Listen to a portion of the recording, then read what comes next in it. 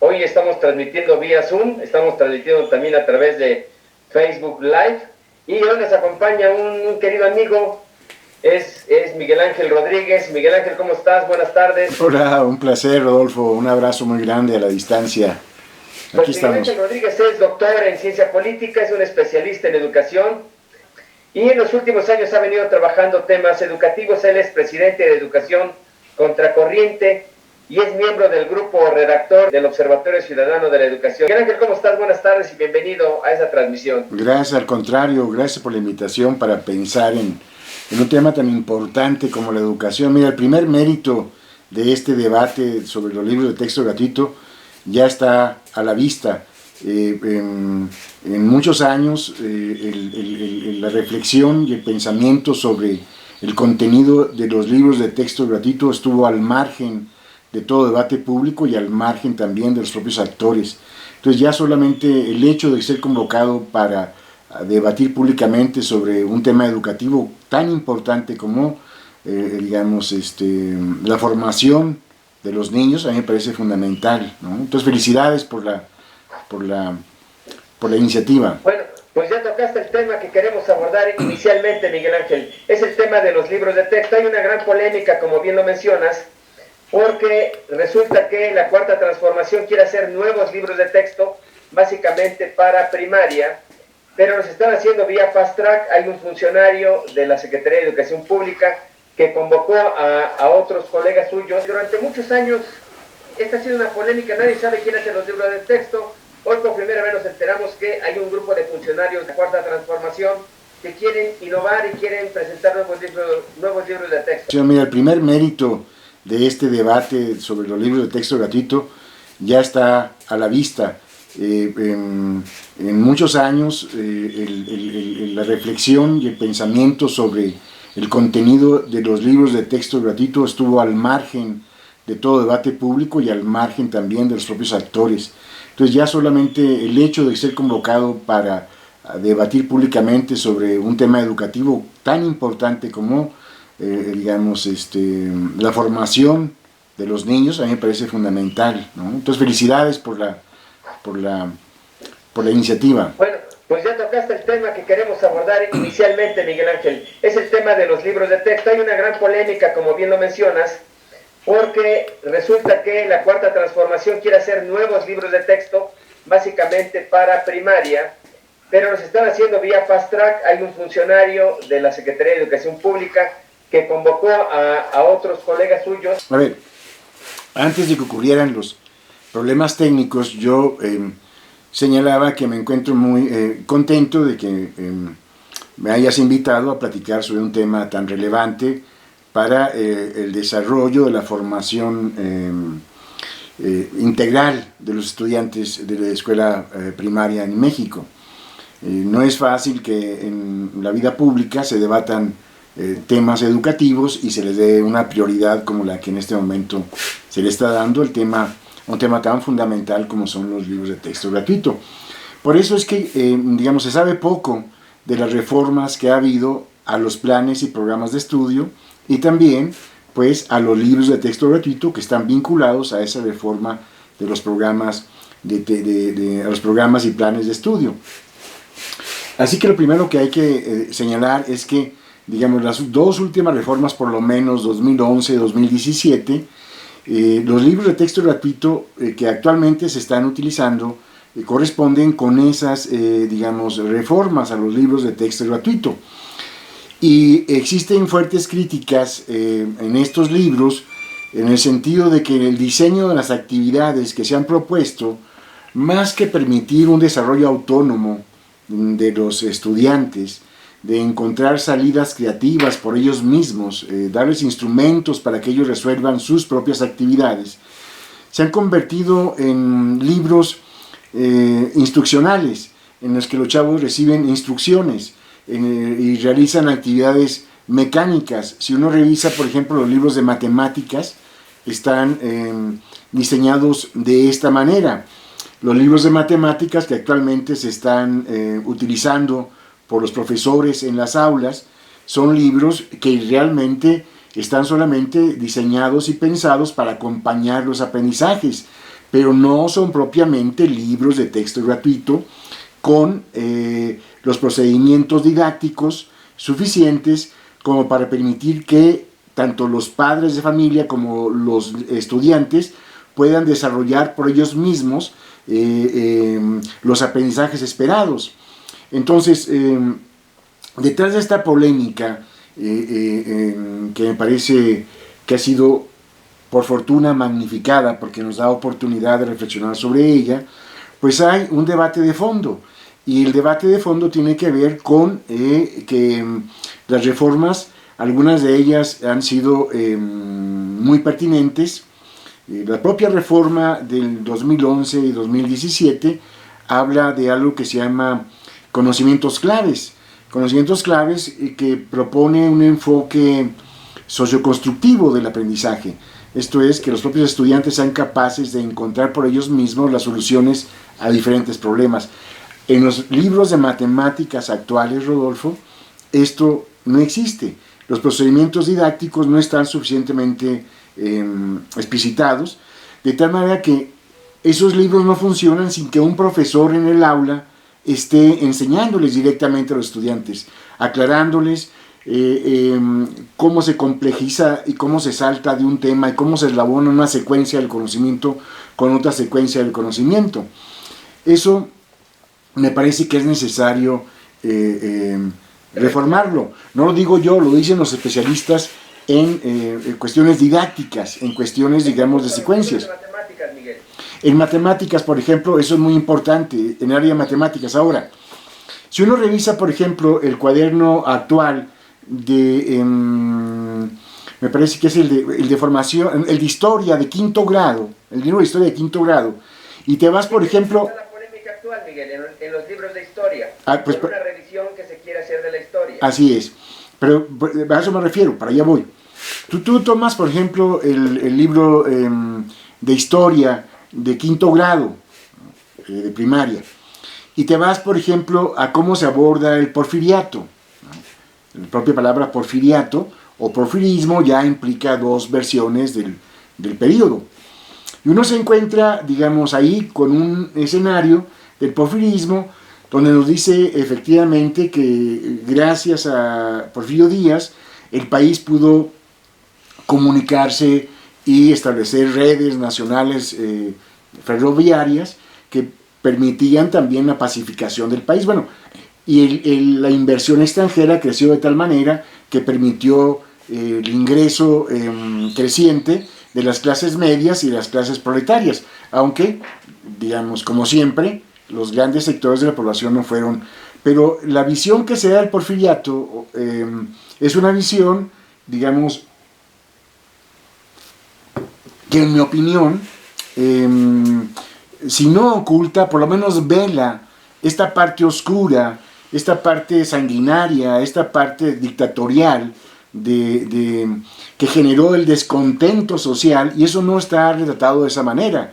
Es decir, entonces hay partes de la historia que requieren necesariamente una reinterpretación. Finalmente, como sabemos, los vencedores escriben la historia, y la historia, digamos, escrita durante los últimos sexenios, pero nos hablaba que los procesos de privatización, que los procesos de institucionalización habían abierto el camino a la democracia. Es decir, pintaba un escenario como si México en los últimos 30 años hubiera sido, digamos, algo similar a la República Suiza. Y eso, bueno, pues está muy lejos de ser cierto, porque en realidad, en eso tiene razón López Obrador, lo que el neoliberalismo trajo fue mayor desigualdad. No en México, en el mundo, en Estados Unidos ocurrió exactamente lo mismo. Entonces, que se reinterprete la historia me parece normal. O sea, ¿tú estarías de acuerdo en esta revisión de los libros de historia? Bueno, por supuesto, en la revisión de los libros de matemática y en esta revisión de los libros de texto gratuito de historia. Mira, ¿tú crees que hay, digamos, cosas opacas, cosas que no se, digamos, que se ocultan en los libros de texto? Yo digo que sí, que hay, digamos, como siempre, Rodolfo, o sea, como siempre, en los libros de civismo y en los libros de historia, pues, digamos, es normal que existan sesgos ideológicos. Es decir, no debemos asustarnos, no existe el purismo en las ciencias sociales, eso es un asunto verdaderamente de locos, eso es la objetividad en las ciencias sociales, digamos, es una idea trasnochada del siglo XIX. Está muy claro que hoy, digamos, todos tenemos, digamos, inclinaciones políticas y se está debatiendo el tema de la formación de los chavos. Entonces es normal que si de repente en una posición de centroizquierda, como es la de López Obrador, ¿no? Porque ni siquiera es una izquierda, digamos, radical, es una centroizquierda, y matiza los libros, a mí me parece importante. Mira, te pongo un ejemplo. Hasta el momento se han ya reformado 9 libros de texto. No se había conocido porque no estaba en la polémica, pero esto se está renovando. El nuevo libro, por ejemplo, de formación cívica y ética, los libros se dividen por bloques. Luego hay temas, hay secuencias didácticas y bloques, y sigue el siguiente bloque y secuencias didácticas, bloques. Entonces, en el libro de quinto de formación cívica y ética, se habla de la forma de gobierno democrático, en el bloque 3, en la sesión 2 y en la sesión 3. Este libro de formación cívica y ética apareció en el año 2020, o sea, ya bajo la coordinación del gobierno de López Obrador.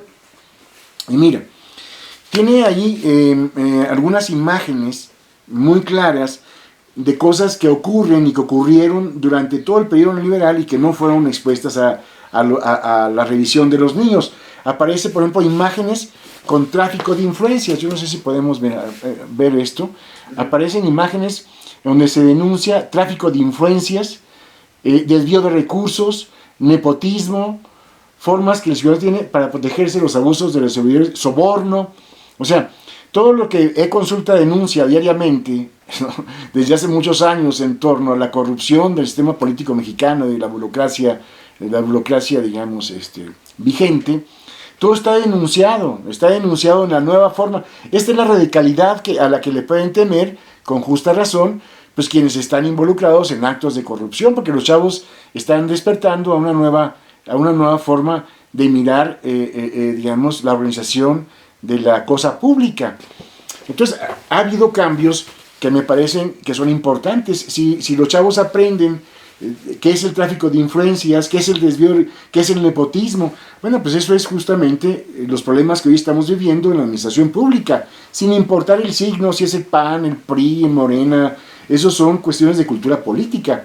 Entonces, bueno, a mí me parece que sí hay motivos como para pensar que los libros se deben transformar y deben actualizarse, ¿no?, para dar cuenta, pues, de los fenómenos más angustiantes de la vida pública de nuestro país. Miguel, lo que se está cuestionando es que esta revisión se está haciendo a oscuras y que hay un grupo, digamos, de historiadores comandados por Marx Arriaga, que es un funcionario de la Secretaría de Educación Pública, junto con otros funcionarios del Instituto Nacional de Estudios Históricos de la Revolución Mexicana y otros académicos de la Coordinación de la Memoria Histórica y Cultural de México. Y lo que se dice es que ahora, digamos, en lugar de hacer una revisión de la historia, ahora los libros de texto van a ser usados para adoctrinar a los niños. Lo que también me parece, digamos, una exageración. No, bueno. No, a ver. Primero, yo creo que muy difícilmente se puede adjudicar una tonalidad doctrinaria en el discurso de la 4T, ¿no? A lo mejor sí pueden derivarse algunas interpretaciones de algunas conductas de políticos de la 4T, pero de eso no se deriva un espíritu, digamos, doctrinario, marxista, por ejemplo, que es lo que podría estar detrás del susto que pueden tener algunos grupos conservadores de México. Por supuesto que van a ser abordados temas como los matrimonios igualitarios, ¿no? Temas que están vedados exactamente, temas como el aborto, ¿no? Pues temas como la legalización de la marihuana, o sea, varios temas de estos que tienen que ver directamente con la vida cotidiana de los chavos, pues van a ser abordados, eso es normal, pero yo no creo que sea el momento. López Obrador nunca ha dado muestras de un discurso doctrinario marxista, por ejemplo, ¿no? Un discurso doctrinario, más bien él se identifica como un liberal, ¿no? y como un liberal que permite y posibilita la pluralidad. Eso es lo que, digamos, se puede derivar del discurso. De la práctica puede ser otra. Ahora, siempre, Rodolfo, siempre los libros de texto gratuito, desde siempre, han sido hechos por especialistas. Si uno revisa, digamos, desde 1959, que empezaron con Jaime Torres Bodet y bajo la coordinación nada más y nada menos que Martín Luis Guzmán, fíjate, nada más 2 artistas haciendo los libros de texto gratuito. Eso sí, hay que considerarlo, ¿no? Hoy tenemos pues, digamos, una gran distancia entre estos 2 pensadores importantes, Torres Bodet y Martín Luis Guzmán, frente a quien hoy intenta hacer esta transformación. De todas maneras, a donde quiero llegar es que siempre han sido grupos intelectuales, élites intelectuales de diferentes grupos, digamos, los que han debatido los contenidos y han, digamos, precisado la dosificación didáctica, pues, ¿no? La gestión didáctica de los contenidos. Ellos han sido siempre, o han sido grupos del Colegio de México en algunas ocasiones. Ahora se habla también de los que ya mencionaste.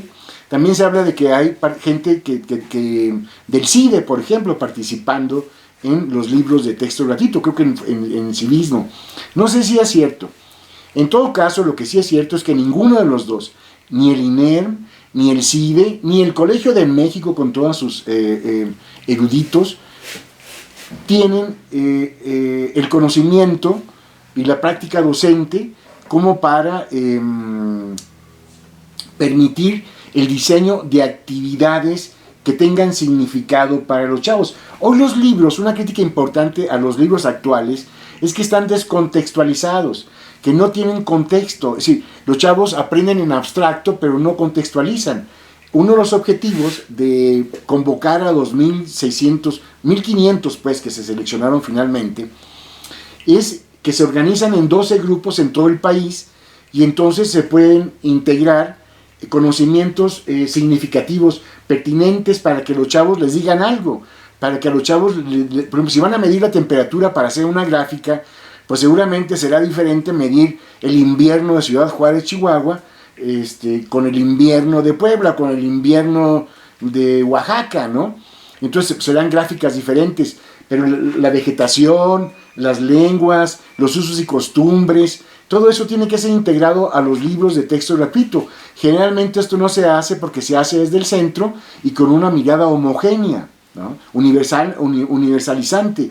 Entonces esto es un experimento, no sabemos a dónde va a llegar todavía. Digamos, pero vale la pena pensar que por primera vez los profesores, es decir, los actores, los que están en el aula, los que están participando directamente, hoy están también proponiendo secuencias. O sea, lo que están haciendo no es que están haciendo los libros al vapor, están nada más evaluando lo que ya está hecho, que quizá hayan hecho especialistas del INEM, de la memoria histórica y del CIDE. Eso es cierto, eso puede ser, ¿no? Y los profesores le van a dar, digamos, los van a evaluar y les van a hacer eventualmente críticas y propuestas de secuencias didácticas, propósitos y tiempos para desarrollar los conocimientos esperados. Pero entonces, no me parece, en realidad no me parece, me parece importante porque permite poner en debate público un tema fundamental. Aquí estamos, digamos, en la disputa por la historia, eso está claro, estamos en la disputa por la historia. Eso es lo que más controversia va a generar en la disputa por la historia. ¿Cómo se va a analizar, por ejemplo, el que los diputados hayan recibido cantidades millonarias por aprobar la reforma eléctrica? Eso va a aparecer, porque efectivamente hay datos suficientes de corrupción y eso tendrá que aparecer. Eso, pues ni modo, así está y estará en el libro de texto. Es una visión muy crítica contra el PRI, el PAN y con estas formas. Pero las reacciones tendrán que ser necesariamente, pues, estamos en terreno político. Lo que entiendo, digamos, los libros de texto se están revisando.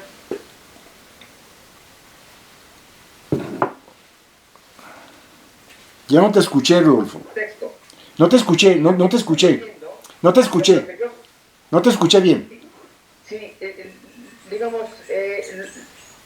Yo veo que la polémica está centrada en la rapidez, en que funcionarios de la Cuarta Transformación del gobierno de López Obrador quieren sacar los nuevos libros de texto.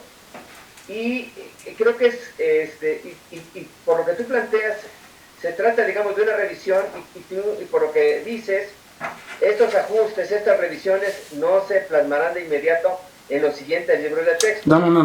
Estoy leyendo empresas que sí. No.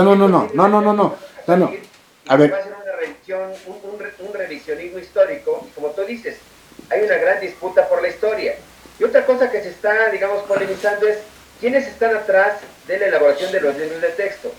Y uno de los personajes oscuros que se ha mencionado en la elaboración de los libros de texto es Pablo Salazar Sanjines, que en septiembre del 2019 fue cesado al frente del Instituto Nacional de Estudios Históricos de la Revolución Mexicana, tras expresar que el asesinato del empresario regiomontano Eugenio Garza, el fundador del Grupo Monterrey, este asesinato ocurrido en 1973, a cargo de guerrilleros de la Liga de 23 de septiembre, fue cometido por un comando de jóvenes valientes, pues. O sea, es decir, si este es uno de los personajes que está elaborando los nuevos libros de texto, pues sí parece polémico, pues. A ver, primero. El guerrillero los llama jóvenes valientes, a ver. Pues creo que estamos yendo hacia el otro extremo. A ver, sí.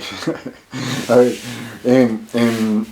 primero, no van a realizar, nadie va a escribir los libros de texto entre marzo y mayo, que son los plazos de la convocatoria, para la evaluación, no para el diseño ni para la evaluación de los contenidos. Ellos van a evaluar, ellos tienen un formato, ellos recibieron una preparación en 3 momentos, en 3 fases, en donde discutieron conceptos didácticos, transversalidad, en fin, conceptos que tienen que ver con la secuencia didáctica, para que sean capaces de evaluar y proponer didácticamente lo que ya está siendo hecho, y ya lo dijo López Obrador, ya están trabajando en ello desde hace 1 año y medio. O sea, entonces los libros no van a salir de última convocatoria. Esta última convocatoria sería como un proceso de, digamos, consulta, de evaluación de lo que presentan estos especialistas para que se adecuen a las condiciones didácticas particulares de cada región. Digamos, eso es lo que está detrás de esta intencionalidad, o sea, darle contexto a los contenidos, contextualizarlos, hacerlos que adquieran, digamos, significado y pertinencia para los chavos. Entonces, primero, no van a hacer los libros en 2 meses, los libros van a empezar en agosto, pero es un trabajo que ya se hizo 1 año y medio atrás. Ellos van a evaluar nada más, lo único que van a hacer es evaluar, y luego después vendrán los ilustradores también, ¿no? Porque los ilustradores son importantes para conectar los contenidos.